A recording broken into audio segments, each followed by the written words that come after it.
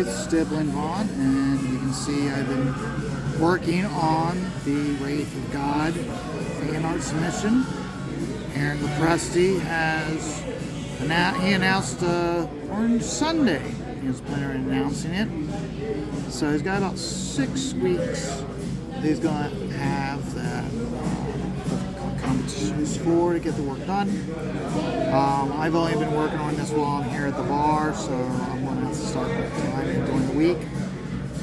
You can see that I've gotten some work done. Was working on this guy, and now I've gotten some work done on this guy over the course of the last weekend. So I got more to do. But you can see how I'm working it. And now, for today, I'm working on the guy who's getting half his face blown off.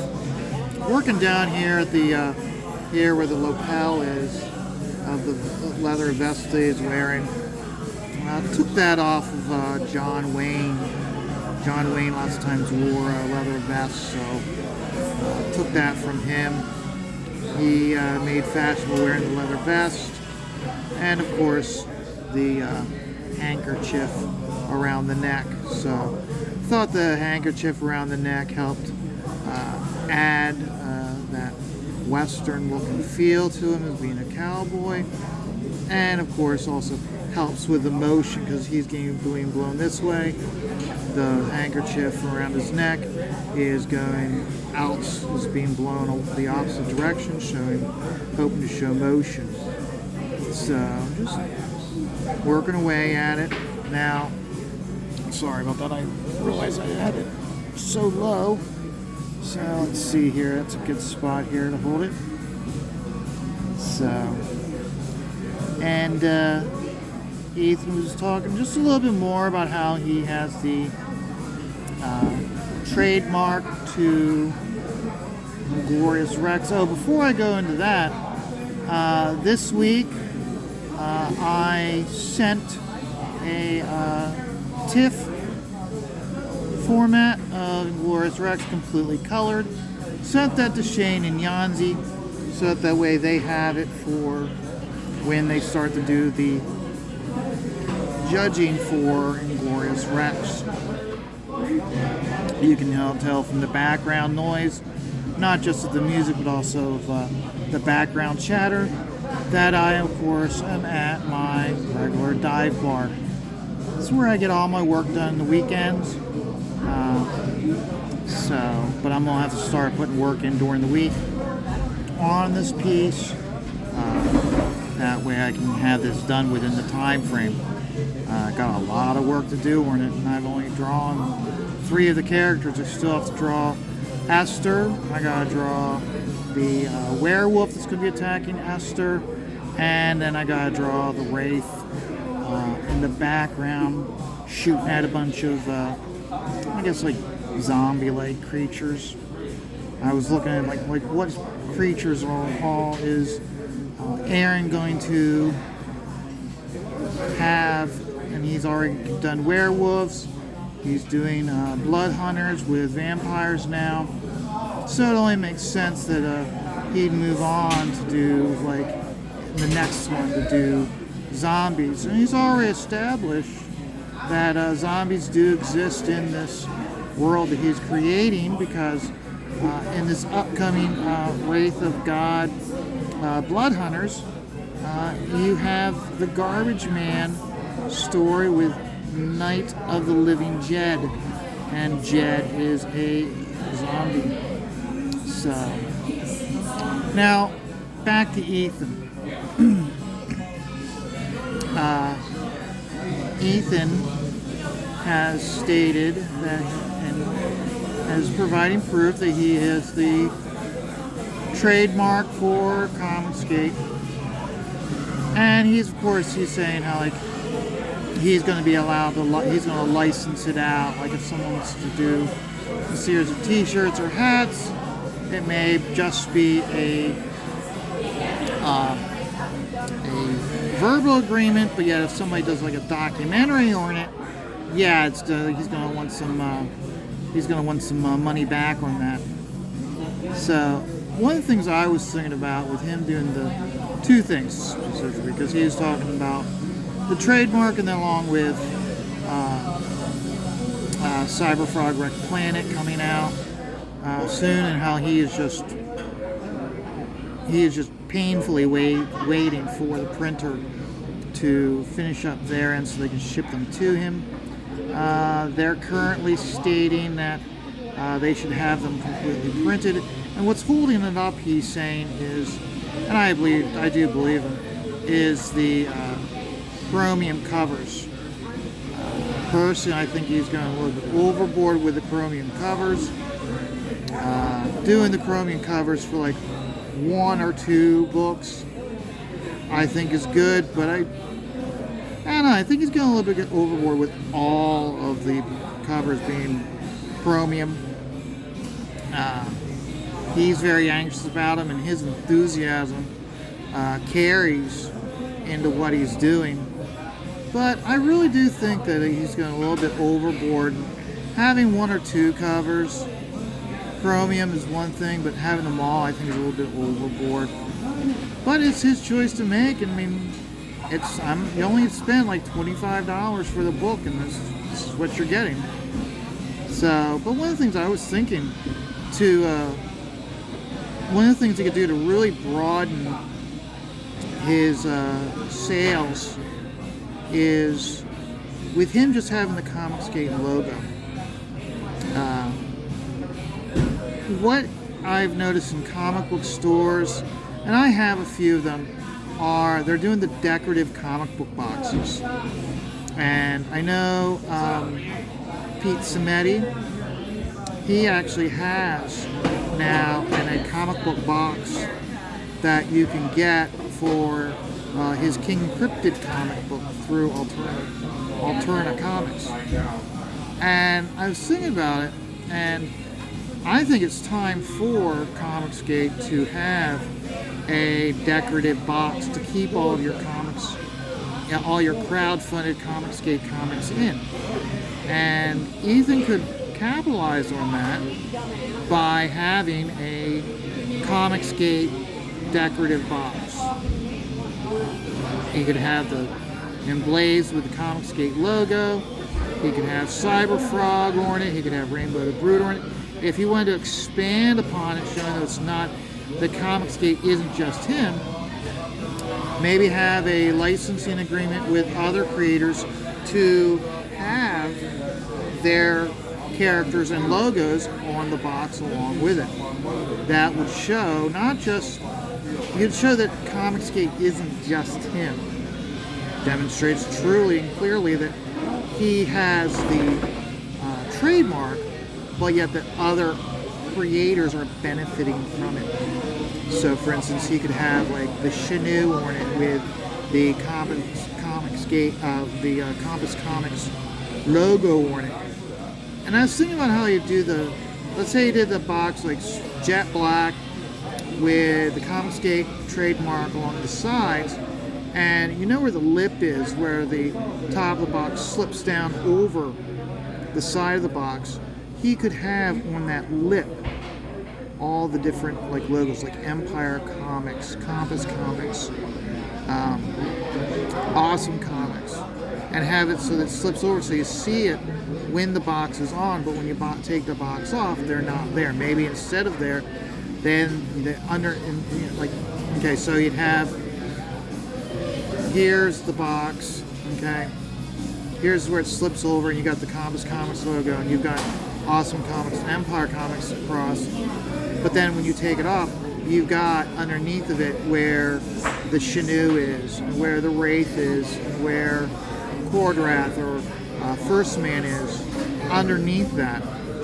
There's different things he could do, but I think having a decorative box for everybody to keep their various Comicsgate logo or Comicsgate books inside of it would really, obviously he's going to make bank on it, but it gives the fans one central location to keep all of their books, because there's a lot of books coming out, and the number of books coming out are only going to get there's going to be more and more. And because I think about how with DC and Marvel Comics just dropping the ball and allowing this irresponsibility of gender and race swapping, just overall, A, poor stories, B, poor artwork. It's going to push more and more people into the Comicsgate and the crowdfunding realm. And I think, because you remember, what's really one of the CG's strength is the crowdfunding and people having much more faith in people fulfilling their crowdfunds. Having Graham and Aaron and Shane doing such a great job with with creating books or having them being released on a timely basis is a big deal for people that may feel that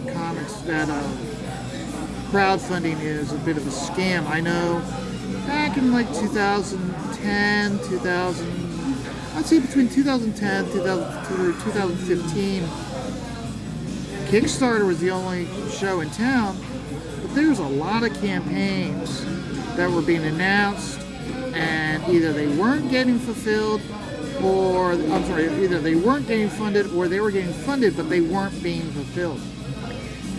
And because they're charging more money than a off-the-wall comic book at your local comic book store, a lot of people were turned off from it. I know I was very speculative because I'd had a couple times back in the day where I got burned with books that weren't fulfilled, and that was the biggest problem with with Kickstarter. And now that with Comicsgate, with the live streams, we are giving much more reassurance by these creators on a more regular basis, proving that they are going to be fulfilling them and that they are fulfilling. So as a result, we have more and more people who are willing to take chances on crowdfunding. And I feel that the more and more people that are fulfilling their books brings more and more people over to Indiegogo, Kickstarter, and to the creators that are now starting their own platforms.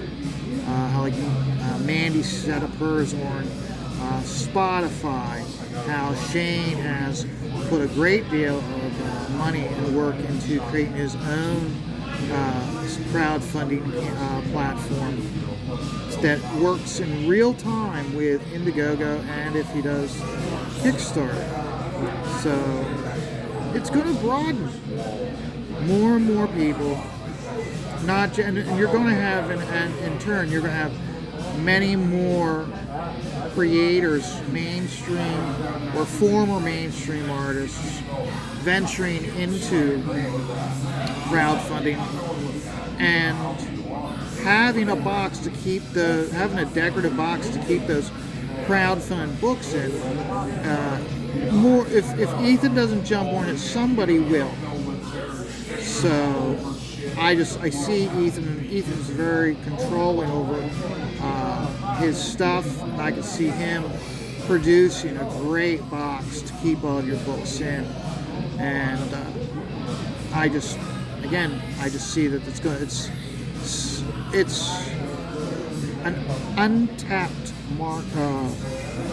market of comics that can be touched on. And if he doesn't, maybe there's someone else who's going to want to do it. And now that he has the licensing right to the Comicsgate logo and the trademark, he can give that creator the allowance to come up with and fund that decorative box. Or maybe someone's going to be doing lapel pins or buttons. So really it's going to be more and more creators are going to have the ability And if there's a motivated individual, they now have the ability to really tap into and get that market for crowdfunding a CG product that may not be an actual comic book.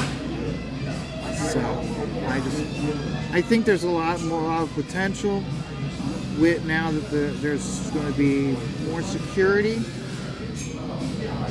for there to be more product that and the audience knowing that it'll be fulfilled. You think about it. It's Comicsgate is Ethan now, which means that he's not going to let some fly-by-night, see-the-pan idea just gather the money and run. It's his name. He's going to make certain that the person he's giving that either verbal agreement to or signing the contract, and I think that's the reason he's going to have to start doing contracts, so that way he doesn't have that person who comes, gets the money and runs, or puts out an inferior product, because that's going to be a reflection on him and his leadership, and I don't see him allowing that. So, I'm not going to go too much further with this video. There's a couple other ideas I'm thinking about along the lines of the trademark, but also I think about other things, such as how you have individuals who are still saying everything's fine when everything's burned in the ground, such as Heidi McDonald. She's going out, everything's fine, but yet she was doing a GoFundMe just to keep the lights on, yet she's saying how like comic book creators that have to crowdfund their books are e-begging. Well, that comes from when people were doing when the only way to crowdfund a book was with Kickstarter. And I remember Art T. Bear was talking about how they, when you were doing Kickstarter, when you did Chrono Mechanics, there's a section where they kind of want you to all but kind of write up a synopsis where you're kind of like e-begging for people to give you money. And that was pre-YouTube days. Creators have the ability to really put confidence in the product that's going to be coming out. So when you have people like Heidi McDonald trying to scare people away from crowdfunding, it all comes down to that they don't have control. She doesn't have control anymore. So she's trying to scare people away from Comicsgate, from Indiegogo, because she can't control the narrative. And more importantly, she's trying to swerve people away, and she's been naysaying Comicsgate for so long that each time Comicsgate wins and succeeds, she loses her credibility in the lies that she's spreading. So when we have these detractors and these naysayers, all it comes down to now at this point is they know that Comicsgate is here to stay, and they know that it's just going to become more and more influential in the crowd, and more and more normal comic book fans are going to start coming over to back Comicsgate books and having a unified group of fans, and not just instead of just having just fans of Graham and just having fans of Billy. These are intersecting, interlocking, broadening fan bases who are backing multiple books from multiple creators. And it just shows how you can't control the truth. And the truth is these creators are putting their hearts and souls into their work, and they are winning. So remember, life is stressful. Just take it all one day at a time.